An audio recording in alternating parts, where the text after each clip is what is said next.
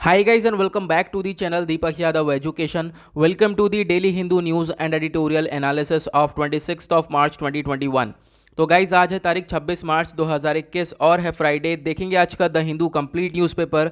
The Hindu complete newspaper को analyse करेंगे। But lecture में आगे बढ़ने से पहले अगर आप लोगों को ये कंप्लीट न्यूज़पेपर का पीडीएफ चाहिए तो क्या करना है, सबसे पहले डाउनलोड करना है टेलीग्राम और फिर जाकर सर्च बॉक्स में टाइप करना Deepak Yadav education. As you can see guys आप लोग को ये चैनल मिल जाएगा, इस पर क्लिक करना और जाकर इस चैनल को ज्वाइन कर लेना। देखो अगर आप लोगों को इस तरीके से ये चैनल नहीं मिलता है तो नीचे डिस्क्रिप्शन बॉक्स में आप सभी लोगों को टेलीग्राम का लिंक दे रखा है, मतलब कि इस चैनल का लिंक दे रखा है। जैसे ही आप उस पर क्लिक करोगे ऑटोमेटिकली ये चैनल ओपन हो जाएगा, इसको जाकर ज्वाइन कर लेना। ज्वाइन करने से फ़ायदा क्या होगा, यहाँ पे आप लोगों को डेली बेसिस पे द हिंदू न्यूज़पेपर मिल जाता है, डेली करंट अफेयर के वीडियो का पीडीएफ, डेली बहुत सारे डिजिटल नोट्स और ये सारी चीज़ें मिलती हैं बिल्कुल फ्री में। तो जाकर इसको ज़रूर ज्वाइन करना। नाउ बढ़ते हैं आगे और आगे बढ़ने से पहले हमेशा की तरह हम लोग अपने लेक्चर को एक मैप के क्वेश्चन के साथ स्टार्ट करेंगे, लेकिन उससे पहले मैं बता दूं कि आज हम लोग जो है कल के क्वेश्चन को रिवाइज नहीं करने वाले, क्योंकि आज ऑलरेडी थोड़ा सा वीडियो लेट हो चुका है, इस वजह से हम लोग उसको रिवाइज नहीं करेंगे। कल से हम लोग उसको रिवाइज करने वाले हैं, ठीक है। तो फिलहाल आज जो आपका क्वेश्चन है वो है स्पेन को देखना है आप लोगों को मैप में। कहाँ पर है एग्जैक्टली ये स्पेन, अच्छे से मैप में देखना, इसकी लोकेशन देखना, इसके आसपास की नेबरिंग कंट्रीज़ कौन कौन सी हैं वो सब चीज़ें अच्छे से एनालाइज करना, इंडिया के कंपैरिजन में कहाँ पे लोकेटेड है, ठीक है। फिर अच्छे से देखने के बाद नीचे कमेंट सेक्शन में टाइप करना, जिससे आप लोग इसको लंबे समय तक याद रखने वाले हो। चलो सबसे पहला आर्टिकल आज का बात करता है कोविड-19 के बारे में। तो ऑब्वियस सी बात है, हम लोग डेली बेसिस पे पढ़ते हुए आ रहे हैं कि जो केसेस है वो डेली बेसिस पर बढ़ते जा रहे हैं। तो आप लोग देख पाओगे उसी के रिगार्डिंग आर्टिकल आया हुआ है कि हाईएस्ट सिंगल डे स्पाइक देखने को मिला है सिंस अक्टूबर 23, यानी कि ऐसे कल का दिन ऐसा था कि इतने ज़्यादा केसेस देखने को मिले हैं कि इस टाइप के जो केसेस हैं वो अक्टूबर में आ रहे थे पिछले साल। तो आप देख पाओगे लगभग कितने आए हैं, इंडिया ने रिपोर्ट करे हैं 58,735 कोविड-19 केसेस को रिपोर्ट करा गया है। और आप देख सकते हो सिंगल डे स्पाइक है ये। तो इस तरीके के केसेस इतनी स्पीड से ये बहुत पहले देखने को मिल रहे थे। तो अगेन हम लोग यहाँ पर केसेस को बढ़ता हुआ देख सकते हैं। तो ये आर्टिकल आपके लिए खैर इतना इंपॉर्टेंट नहीं है, बट आपको एक आइडिया रखना काफ़ी ज़्यादा ज़रूरी बन जाता है। नेक्स्ट आर्टिकल आता है बहुत ही ज़्यादा इंपॉर्टेंट। यहाँ पर इस आर्टिकल के अलावा भी मैं बहुत सारी चीज़ें बताने वाला हूँ जो कि आपके एग्जाम के पर्सपेक्टिव से बहुत ज़्यादा इंपॉर्टेंट है। बात क्या करी गई है, सुप्रीम कोर्ट ने थर्सडे में बोला है कि देखो होता क्या है ना, जो वेमेन ऑफिसर्स हैं आर्मी में उनके खिलाफ बहुत सारा डिस्क्रिमिनेशन देखने को मिलता है। डिस्क्रिमिनेशन मतलब कि जो मेल और फीमेल हैं उनके बीच में भेदभाव, यानी जो मेल ऑफिसर्स हैं उनको प्रायोरिटी दे देते हैं हम लोग, ठीक है, वेमेन ऑफिसर्स को हम लोग पीछे छोड़ देते हैं।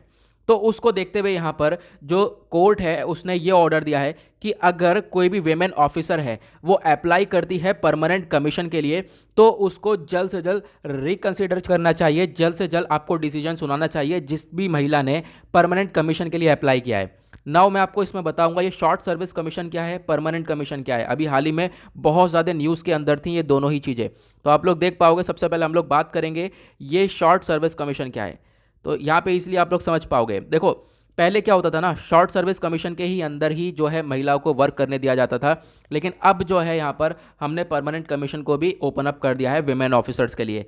जब ये शॉर्ट सर्विस कमीशन स्कीम है ये क्या अलाउ करती थी, यानी जो विमेन ऑफिसर्स हैं वो सिर्फ और सिर्फ आर्मी के लिए सर्व कर सकती थी 10 साल के लिए, और थोड़ा सा इसको बढ़ाकर 14 साल कर दिया गया था।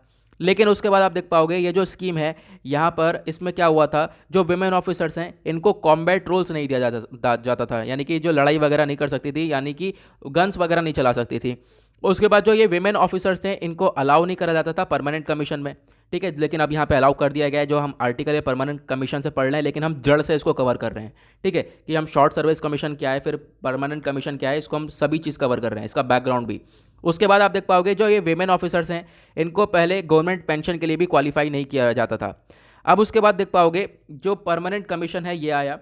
अब यहाँ पे परमानेंट कमीशन के अंदर क्या होता है कि जो कोई भी ऑफिसर है अब यहाँ पर वो सर्व करेगा till the age of retirement, जब तक रिटायरमेंट नहीं हो जाता तब तक वो ऑफिसर सर्व करेगा, ठीक है। तो यहाँ पर आप कह सकते हो कि लगभग 60 साल की उम्र तक जो है यहाँ पे ऑफिसर सर्व करने वाला है अंडर द परमानेंट कमीशन। तो उसके बाद यहाँ पे क्या हुआ, विमेन के लिए हमने परमानेंट कमीशन का ओपन कर दिया था ये एरिया भी, ठीक है। पहले सिर्फ शॉर्ट सर्विस कमीशन के अंदर जाती थी विमेन, लेकिन फिर हाल ही में हमने क्या करा, कोर्ट ने ऑर्डर दिया था कि अब जो विमेन है वो परमानेंट कमीशन के लिए भी एलिजिबल रहेंगी।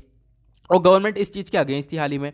गवर्नमेंट क्यों अगेंस्ट थी? तो देख पाओगे यहाँ पर गवर्नमेंट का कहना ये था कि जो वेमेन है उनको बहुत सारे चैलेंजेस फेस करने को मिल सकते हैं, जैसे कि मदरहुड, चाइल्ड केयर, बहुत सारी चीज़ें करनी है, बच्चे का ख्याल रखना है, ठीक है। अगर फैमिली से सेपरेशन हो जाएगा, अपनी फैमिली से अलग हो जाएंगी, ठीक है।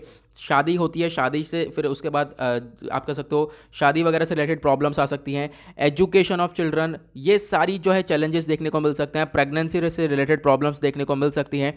उसके बाद यहाँ पे गवर्नमेंट ने ये भी बोला था कुछ फिजिकल लिमिटेशंस भी हैं, यानी कि सोल्जर्स जो हैं उनको कभी कभी काफ़ी डिफिकल्ट टास्क मिल जाता है, बहुत सारे एडवर्स क्लाइमेटिक कंडीशंस में जाकर उनको काम करना पड़ जाता है। तो इस तरीके की सिचुएशन यहाँ पर जो वुमेन है इस चीज़ के लिए फिट नहीं है इन कॉम्बैट रोल्स के लिए, तो इस तरीके की गवर्नमेंट के द्वारा स्टेटमेंट दिया गया था।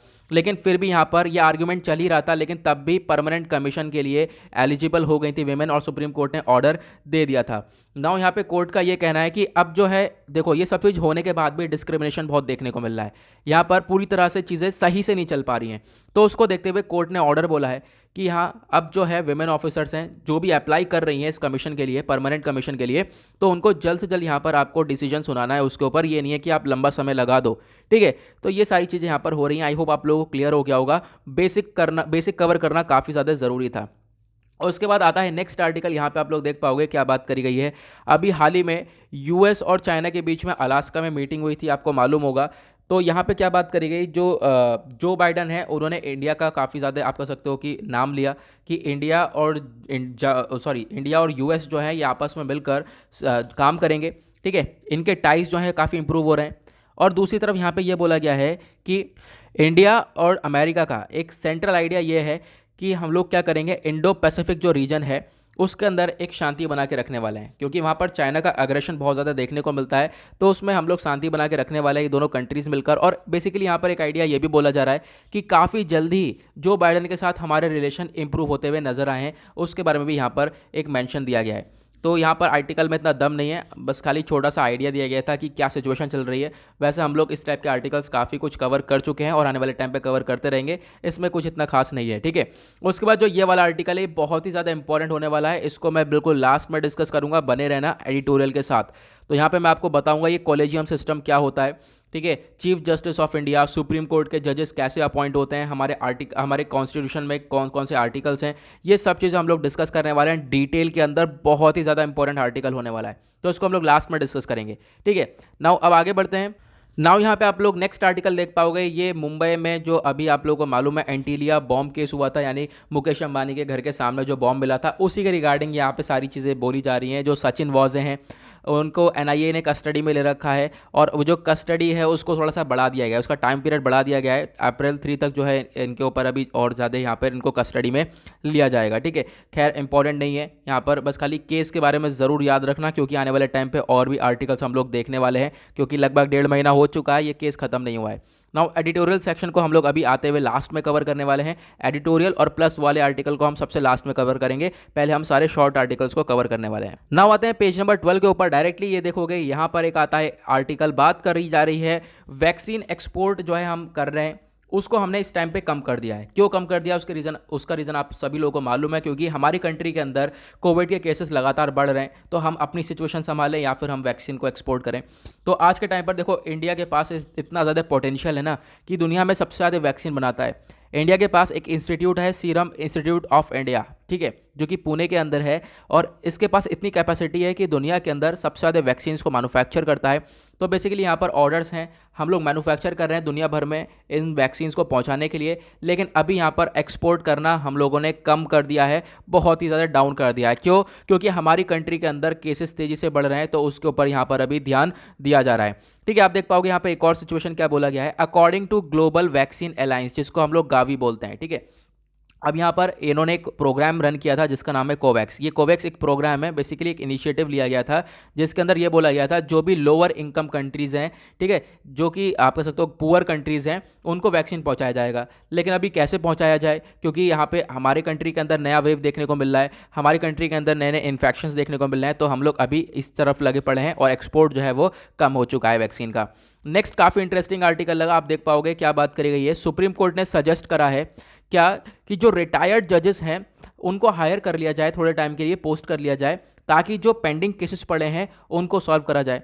सारे जो बैकलॉग हैं उनको क्लियर कर लिया जाए। ठीक है, तो ये सुप्रीम कोर्ट का सजेशन है कहाँ पर, हाई कोर्ट के लिए। तो आप देख पाओगे काफ़ी बढ़िया है, जो भी हाई कोर्ट में पेंडिंग केसेस पड़े हुए हैं। और आप देख पाओगे सीजीआई ने यह भी बोला है कि कुछ कोर्ट्स ऐसे हैं जहां पर लगभग 30 साल पुराने केसेस पड़े हुए हैं, तो इनको रिजॉल्व करने के लिए, जल्द से जल्द इनको सॉल्व करने के लिए क्या कर सकते हैं हम लोग, जो रिटायर्ड जजेस हैं उनको पोस्ट कर सकते हैं। ठीक है, थोड़े टाइम के लिए, जिससे कि यहाँ पे काफ़ी तेज़ी से वर्क भी हो जाएगा और ये केसेस भी सॉल्व हो जाएंगे। तो मैंने बता दिया आपको कि 30 साल से पुराने केसेस पड़े हुए हैं। और यहाँ पे ये भी बोला गया लगभग जो जज हो अच्छा खासा एक्सपीरियंस उनको हो भी, और साथ ही साथ जो है कम से कम आप देख पाओगे उन्होंने डील करा हो 15 साल तक इन सब चीज़ों से, तो वो काफ़ी तेज़ी से काम कर पाएंगे और जो है यहाँ पर सही से जो चीज़ें इंप्लीमेंट हो पाएंगी और जो पेंडिंग केसेस हैं वो जल्द से जल्द यहाँ पर कम हो पाएंगे। नाउ पेज नंबर 13 और 14 आप देख पाओगे पूरा एडवर्टीजमेंट है, यहाँ पर हमारे लिए कुछ भी पढ़ने लायक नहीं है। आते हैं पेज नंबर 15 के ऊपर। मोस्ट इंपॉर्टेंट आर्टिकल बन चुका है ये वाला, काफ़ी इंपॉर्टेंट आर्टिकल हो चुका है आज के टाइम पर ये वाला। बात करी गई है स्वेज कैनाल के बारे में। तो अभी आप लोगों को मालूम है हुआ क्या था परसों, स्वेज कैनाल है एक, ठीक है, इजिप्ट की साइड। उस स्वेज कैनाल में एक शिप जा रहा था और वो शिप फंस गया। चाइना से जा रहा था नीदरलैंड की साइड। अब वहाँ पे वो फंस गया शिप। अब शिप जब फंस गया तो जो इधर वाला एरिया है, इधर वाला एरिया है, दोनों ब्लॉक हो गए, क्योंकि बीच में ये जहाज़ फंसा हुआ है। ना इधर से कोई शिप इधर आ सकता, ना इधर से कोई इधर आ सकता। अब हमने मुँह जबानी कर ली, अब चलते हैं हम लोग मैप के थ्रू देखते हैं तो ज़्यादा क्लियर होगा। ठीक है, तो यहाँ पे आप लोग देख पाओगे सबसे पहले ये कहाँ पर है स्वेज कैनाल, ये आप देख पाओगे। इसको ध्यान से सुन लेना, ये आर्टिकल बहुत इंपॉर्टेंट है। ये वाला एरिया आप देख पाओगे, इजिप्ट है यहाँ पर। ये जो एरिया है ये स्वेज कैनाल है। ठीक है, यहाँ पे आप वर्ल्ड मैप देख पाओगे, ये इंडिया है, ये वाला एरिया जो है ये स्वेज कैनाल है। अब जो है यहाँ पर देखो बहुत ही पतला सा स्वेज कैनाल। ये कैनाल होते क्या है, ये ह्यूमन मेड होता है, यानी कि हम लोग अपने हाथ से बनाते हैं। आप देख पाओगे ये एरिया ना पहले सपाट हुआ करता था। ठीक है, अब यहाँ पर होता क्या है कि हम लोग अगर शिप मुझे यहाँ पे पहुँचानी है, यानी कि भारत से शिप को यहाँ पे पहुँचाना है, तो यहाँ से घूम के जाना पड़ता था। ठीक है, अब ये कैनाल बना दिया गया, खोद खाद के यहाँ पर इसको छोटा सा पतला सा रास्ता खोल दिया गया। अब यहाँ पे क्या होता है फिर, अब यहाँ जो शिप है वो यहाँ से निकल जाता है, शॉर्ट पड़ता है ना रास्ता ये। ठीक है, तो इस तरीके से ये ह्यूमन मेड कैनाल होते हैं। तो यहाँ पर क्या हुआ है, शिप फंस गया एक, उसी के बारे में यहाँ पर चर्चा करी गई है। चलो मैं अभी आप लोगों को और दिखाता हूँ। सबसे पहले आप देख पाओगे इस तरीके से ये शिप फंस चुका है कैनाल के अंदर। ये शिप का नाम है एवर गिवन, ध्यान रखना। ठीक है, और उसके बाद एक और मैं आपको ये पिक्चर दिखाता हूँ, यहाँ पे आपको और अच्छे से क्लियर होगा। जैसा मैंने भी आपको बताया, अगर हम लोगों को जाना है इधर की साइड तो हम कैसे जाएंगे, इधर घूम के जा रहे थे, पहले वाला रास्ता ये था हमारा। लेकिन अभी यहाँ पर जो नया रास्ता ये है स्वेज कैनाल जो है, इसके थ्रू हमें बहुत शॉर्ट रास्ता ये पड़ जाता है। ठीक है, लेकिन अभी यहाँ पर फिलहाल ये ब्लॉक हो चुका है क्योंकि यहाँ पर शिप अटक चुका है, तो उसी के बारे में बताया गया है। ठीक है, अब यहाँ पे ये बोला जा रहा है कि काफ़ी टाइम लग सकता है। अब आपको करना क्या होगा, जो पुराना वाला ओल्डर वाला रास्ता है उसको अपनाना पड़ेगा, जो मैंने भी आप लोगों को दिखाया। तो यहाँ पे ये स्टेटमेंट दिया गया है। ठीक है, अब यहाँ पर हम लोग काफ़ी चीज़ें एग्जाम के पर्सपेक्टिव से कवर करने वाले हैं, काफ़ी इंपॉर्टेंट चीज़ें हैं। सबसे पहले देख पाओगे जो स्वेज कैनाल है वो क्या है, ह्यूमन मेड वाटर वे है, यानी इंसानों ने अपने हाथ से बनाया है। ठीक है, खोदाई करके यहाँ पे इसको बनाया गया है। और जो ये स्वेज कैनाल है लगभग यहाँ से 12% वर्ल्ड ट्रेड होता है। ठीक है, 12%, यानी कि बहुत सारी शिप्स जो हैं डेली बेसिस पे यहाँ से निकलती हैं, बहुत सारा व्यापार होता हुआ नज़र आता है। इसको बनाया गया था 1869 में। और यहाँ पे आपको ध्यान रखना है यूरोप और एशिया को आप एक तरीके से रास्ता कनेक्ट कर दिया गया था, इसका इसे खोल दिया गया था, जिससे कि एशिया से यूरोप की साइड काफ़ी कम समय में हम लोग जो है पहुँच सकते थे। ठीक है, अब यहाँ पे आप देख पाओगे क्या बोला गया है, ये 150 ईयर तक यानी 150 साल तक तो जो ये कैनाल है इसको कंट्रोल करा गया ब्रिटिश और फ्रेंच के साथ, ब्रिटिश और फ्रेंच के द्वारा इसको कंट्रोल करा गया था। फिर उसके बाद जो है इजिप्ट के हाथ में आ गया। फिर यहाँ पे अगर हम आज के टाइम पर बात करें तो पूरी तरह से इजिप्ट जो है इसका ओनर है इस कैनाल का। ओके, 2015 में इजिप्ट ने यह भी डिसाइड किया था इस कैनाल को थोड़ा सा और चौड़ा करा जाएगा ताकि जो शिप्स वगैरह हैं वो आराम से निकल सकें। ठीक है, लेकिन यहाँ पर अभी 2023 तक का ये हमारा टारगेट है, देखेंगे क्या होता है। लेकिन अब यहाँ पे क्या है, ये स्वेज कैनाल ब्लॉक क्यों हुआ है, इसके पीछे का रीज़न क्या है, पहले आप लोग ध्यान रखो। शिप का नाम क्या है, एवर गिवन, जैसे मैंने अभी बताया। जो जहाज वो है फंसा है उसका नाम है एवर गिवन। ये कहाँ से आ रहा था, ये चाइना से आ रहा था, नीदरलैंड की साइड जा रहा था। लेकिन अब यहाँ पे क्या हो गया कि ये जो वेसल है ये 2018 में इस वेसल को बनाया गया था, इस जहाज़ को बनाया गया था, जिसकी जो लंबाई आप देख पाओगे 400 मीटर की और चौड़ाई है 59 मीटर वाइड है ये। अब ये फंसा क्यों, ये बैड वेदर की कंडीशन से, जो वेदर है वहाँ का वो काफ़ी बुरा हो चुका था मौसम की वजह से, ख़राब मौसम की वजह से ये वहाँ पर फंस गया है। और उसके बाद यहाँ पे अब बात करी जा रही है अब इजिप्ट को क्या करना है, क्योंकि ऑब्वियस सी बात है इजिप्ट जो है यहाँ से पैसा भी कमाता है, एक एक शिप पास करने का यहाँ से पैसा लेता है, करोड़ों रुपए इजिप्ट यहाँ से कमा लेता है। ठीक है, अब यहाँ पे जो इजिप्ट का रेवेन्यू है वो यहाँ पे कम होता हुआ नजर आएगा, ऑब्वियस सी बात है जब शिप पास ही नहीं होगा। अब क्या होगा, इजिप्ट को क्या करना पड़ेगा, जो पुराना वाला रास्ता है वहाँ पे करना पड़ेगा, जो शिप्स हैं पुराने वाले रास्ते से जाएंगे। ओके, आई होप आप लोग क्लियर हो गया होगा, काफ़ी इंपॉर्टेंट आर्टिकल बन चुका है आज के टाइम का। उसके बाद नेक्स्ट आर्टिकल बात करता है कि यहाँ पर जो प्रेसिडेंट जो बाइडन है वो क्या 2024 में भी यहाँ पे प्रेसिडेंसी करेंगे। तो जो बाइडन के द्वारा तो कहना है हाँ, ठीक है, इनके द्वारा बेसिकली यहाँ पे कहना है कि हाँ एक्सपेक्टेड ये है कि आने वाले टाइम पे भी जो बाइडन ही इसकी प्रेसिडेंसी करने वाले हैं यूएस की। ठीक है, खैर यहाँ पे आर्टिकल आपके लिए ये वाला इंपॉर्टेंट नहीं बनता। नेक्स्ट जो है ये अगेन इंपॉर्टेंट बन जाता है, क्या बात करी गई है, Manila send more ships to South China Sea. आपको मालूम होगा मैंने पहले भी आर्टिकल कवर किया था साउथ चाइना सी में। ठीक है, मान लो यहाँ पर ये चाइना है और ये सी है और इधर पड़ जाता है फिलीपीन। ठीक है, अब यहाँ पर क्या है, चाइना ने क्या करा, अपने शिप्स भेज दिए इस साउथ चाइना सी के अंदर। 220 जो है बोट जो है यहाँ पे देखने को मिले हैं, 220 नाव यहाँ पे देखने को मिली है। ठीक है, यहाँ पे फिलीपींस ने डेटा बताया और फिलीपींस इस चीज़ को बोलता हुआ कह रहा है कि यार ये जो है ना, इसकी वजह से फिलीपींस को परेशानी हो रही है। इसको एक तरीके से इंकर्शन भी बोला जा रहा है, यानी चाइना इनकी टेरिटरी में घुसने की कोशिश कर रहा है और इनकी जो सोवरेन टेरिटरी है वो कहीं ना कहीं आप कह सकते हो उसके राइट्स को वायलेट कर रहा है ये चाइना, इस तरीके से इनकी टेरिटरी के अंदर घुसकर। इस तरीके से यहाँ पे स्टेटमेंट दिया गया था। नाउ आप देख पाओगे ये सारी सिचुएशन चल ही रही थी, उसके बाद एक बीच में स्टेटमेंट आया चाइना का। चाइना ने बोला कि ऐसा कुछ भी नहीं है, हम लोग क्या कर रहे थे, वहाँ पे फिशिंग कर रहे थे और बैड वेदर कंडीशन की वजह से हम लोग उस विट्सन रीफ पर चले गए। विट्सन रीफ है वाला एरिया, ठीक है, जो चाइना और यहाँ पे फिलीपींस है, ये विट्सन रीफ वाला एरिया है जहाँ पर चाइना अपने बोट को भेज रखा है। ठीक है, तो यहाँ पर बेसिकली इसी वाले एरिया को लेकर बातचीत हो रही है। नाउ यहाँ पे अब क्या हुआ है, अब फिलीपींस ने भी अपने मिलिट्री को डिप्लॉय कर दिया है, फिलीपींस ने भी अपने जो है जहाज भेज दिए हैं, आप लोग देख पाओगे, ताकि जो है ये इस तरीके से एग्रेशन ना देखने को मिले। तो फिलीपीन की कैपिटल है मनीला, तो मनीला ने भी अपने बहुत सारे शिप भेज दिए हैं साउथ चाइना सी में ताकि इनको टैकल करा जा सके। तो ये सिचुएशन थी, आई होप आप लोगों को ये क्लियर हुई होगी। नाउ नेक्स्ट आर्टिकल बात करता है कोविड-19 के डेथ के बारे में। तो जो कोविड-19 की डेथ है वो ब्राज़ील के अंदर लगभग 3 लाख क्रॉस हो चुकी है। अभी टॉप पर जो है वो चल रहा है यूएसए, जहाँ पर सबसे ज़्यादा केसेस हैं। सेकंड नंबर पर इंडिया नहीं है, सेकंड नंबर पर है ब्राज़ील, ध्यान रखना अभी तक इंडिया चल रहा था, और थर्ड नंबर पर आ चुका है इंडिया। ठीक है, इंडिया के अंदर लगभग 1,60,000 के आसपास डेथ हुई हैं। ठीक है, तो यहाँ पे आप लोग देख सकते हो ये सारा डेटा है, आई होप आप लोगों को ये क्लियर हुआ हो। ना उसके बाद आते हैं पेज नंबर 16 के ऊपर, that is business section, economic से रिलेटेड आर्टिकल है। यहाँ पर बात क्या करता है, यहाँ पे देखो जो हमारे आरबीआई के गवर्नर हैं शक्तिकांता दास जी, अब इनके द्वारा ये कहना है, इनके द्वारा उम्मीद नहीं छोड़ी गई, इनके द्वारा ये पहले से ही कह रहे हैं कि आने वाले टाइम पे फिस्कल ईयर 2020 पर, ठीक है, जो हमारा फाइनेंशियल ईयर 2020 होगा, यहाँ पे क्या होगा, हमारी जो इकॉनमी है वो ग्रो होगी। ठीक है, इकोनॉमी ग्रो होगी ऐसा अंदाज़ा लगाया जा रहा था, वो अभी तक लगाया जा रहा है और ये बोला जा रहा है, हालांकि केसेस दोबारा से बढ़ रहे हैं। ठीक है, प्रॉब्लम्स क्रिएट हो रही हैं, ऑब्वियस ही बात है इकोनॉमी डाउन जाती हुई नजर आएगी।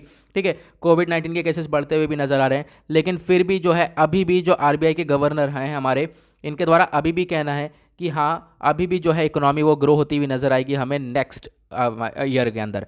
ठीक है, यहाँ पे हम लोग अपनी इकोनॉमी को ग्रो होते हुए देखने वाले हैं, इस तरह का इनके द्वारा स्टेटमेंट दिया गया है। बहुत सारी आप रिपोर्ट भी कहती हैं कि इंडिया की इकोनॉमी आने वाले टाइम पे ग्रो होगी। ठीक है, लेकिन यहाँ पर इनके द्वारा भी ये फोरकास्ट करना है। नाउ आगे बढ़ते हैं, चलते हैं एडिटोरियल सेक्शन की तरफ, काफ़ी इंपॉर्टेंट आर्टिकल है। नाउ आते हैं पेज नंबर 8 पर, दैट इज एडिटोरियल सेक्शन। यहाँ पे आप लोग देख पाओगे आज फ्राइडे है, तो फ्राइडे में दूसरे पेज पे कोई आर्टिकल नहीं आया है, तो यहाँ पे बेसिकली 2 आर्टिकल आपके लिए इंपॉर्टेंट बन जाते हैं पढ़ने के लिए। है तो 3 आर्टिकल, मैं बताऊंगा क्या करना है हम लोगों को। सबसे पहले बात करता है ये अगेन वैक्सीन के बारे में। ठीक है, क्या बात करी गई है, इंडिया को अपनी वैक्सीनेशन जो है इंडिया को शार्प कर देनी चाहिए, बढ़ा देना चाहिए, वैक्सीन रेट को इंक्रीज़ कर देना चाहिए, और इंडिया कर भी रहा है, क्योंकि यहाँ पर आज के टाइम पर हम लोग केसेस को काफ़ी तेज़ी से बढ़ते हुए नजर आ रहे हैं। तो अभी हाल ही में इंडिया ने क्या करा है, अभी तक हम लोग 60 साल वाले लोगों को ये वैक्सीन दे रहे थे जिनकी एज 60 या 60+ है। उसके बाद हम लोगों ने 45 वाले एज को दिया, 45 या 45+ वालों को। अब यहाँ पे हमने क्या कर दिया है, 45 के साथ 45+ जिनको कोमोर्बिटीज़ है। ठीक है, अब यहाँ पे कोमोर्बिटीज़ क्या होती है, यानी कि उनको अलग से कोई बीमारी, यानी कोई पर्सन है उसको अलग से कोई अगर बीमारी है तो उसको भी यहाँ पर ये वैक्सीन दी जाएगी। पहले हम उनको इंक्लूड नहीं करा था हम लोगों ने, लेकिन अब वहाँ पर हमने इनको भी इंक्लूड कर रखा है। तो एक तरीके से हमारी वैक्सीनेशन को बढ़ाने की तैयारी करी जा रही है। तो 45 साल जिनकी भी उम्र है, 45 साल से प्लस है विद द कोमोर्बिटी।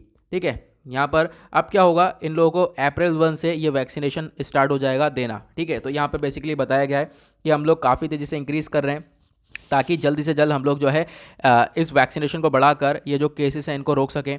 देखो कहीं कहीं पर क्या हुआ है, इस हेजिडेंसी को लेकर भी बातचीत चल रही थी, यानी कि वैक्सीन को लेकर कहीं कहीं पर ऊंची सीधी बातचीत चल रही थी, जिसकी वजह से लोग वैक्सीन नहीं लगवा रहे थे।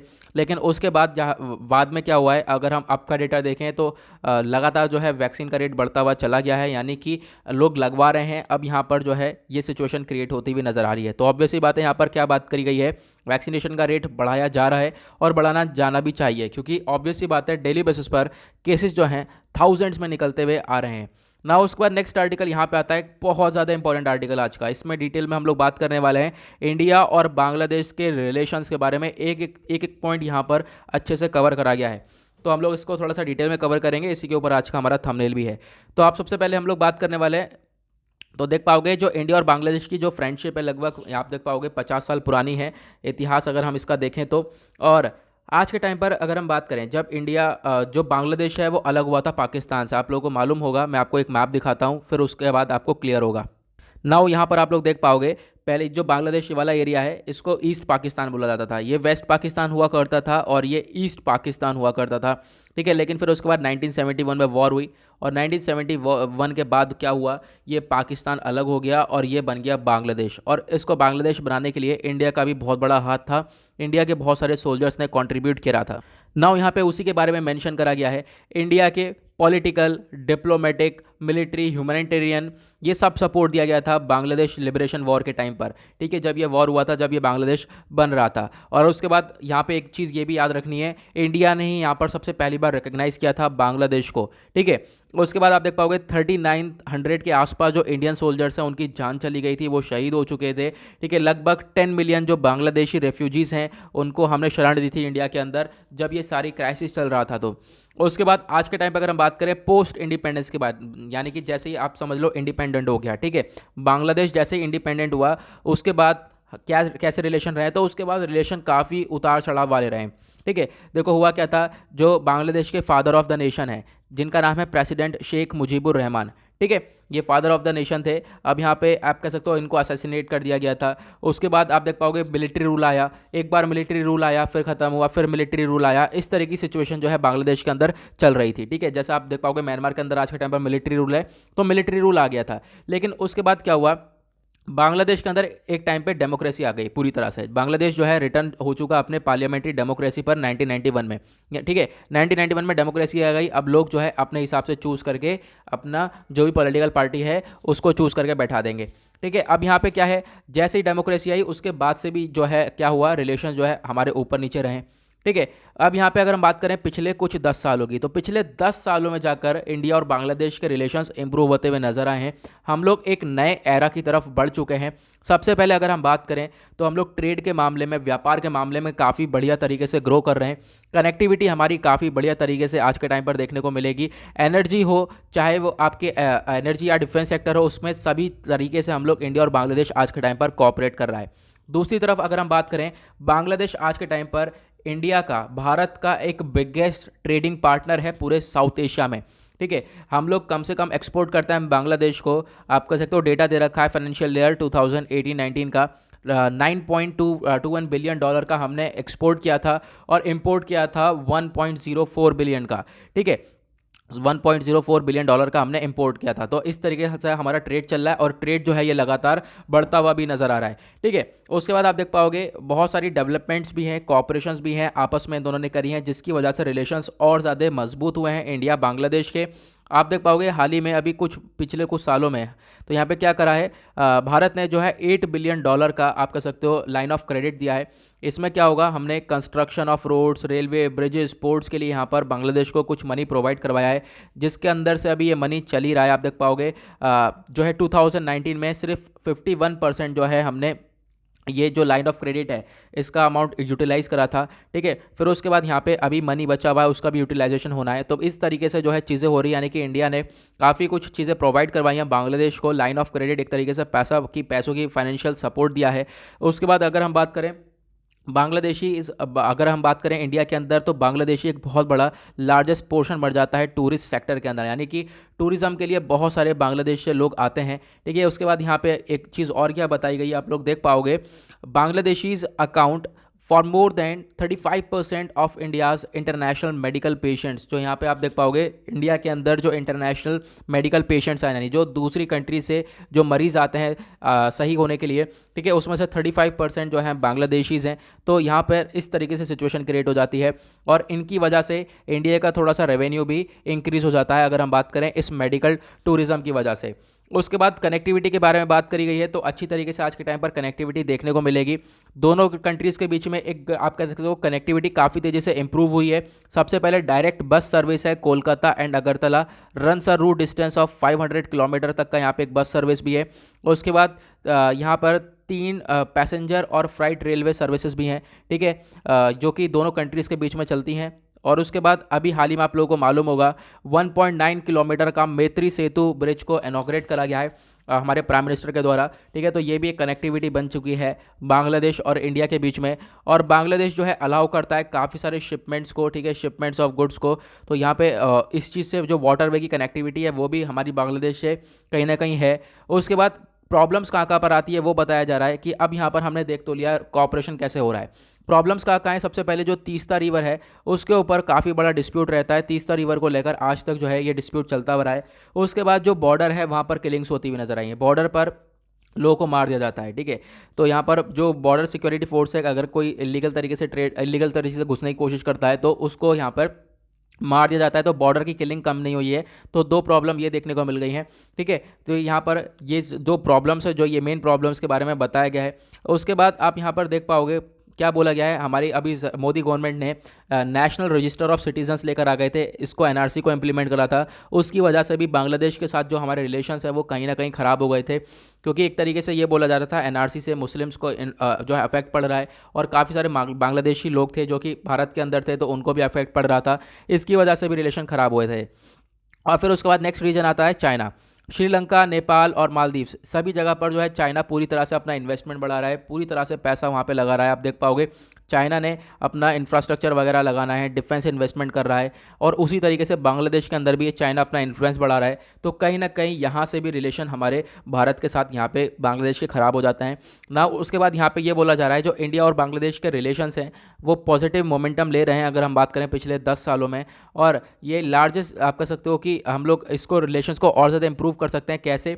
सबसे पहले जो ये डिस्प्यूट्स हैं इनको रिजॉल्व करेगा, क्योंकि ये जो प्रॉब्लम्स हैं बाकी सब तो हमारे रिलेशन सही चल रहे हैं, अब ये जो प्रॉब्लम्स हैं इनको और सॉल्व कर लिया जाए, ठीक है। वाटर फ्लो है उसके ऊपर ध्यान दिया जाए, ठीक है। जो बॉर्डर किलिंग है उसके ऊपर ध्यान दिया जाए कि अगर कोई इलीगल ट्रेड कर रहा है तो ही मारा जाए, कि इलीगल कोई आ रहा है या फिर उसके चक्कर में उसके पीछे कोई आप कह सकते हो कोई और है तो फिर उसको भी जान चली जा रही है, तो ऐसा बॉर्डर किलिंग को रोका जाए, ठीक है। और आपस में मिलकर इनको काम करना पड़ेगा। बेसिकली 3 C's के ऊपर काम करना पड़ेगा। 3 C कौन कौन से हैं? कोऑपरेशन, कोलैबोरेशन और कंसोलिडेशन करके चलना पड़ेगा।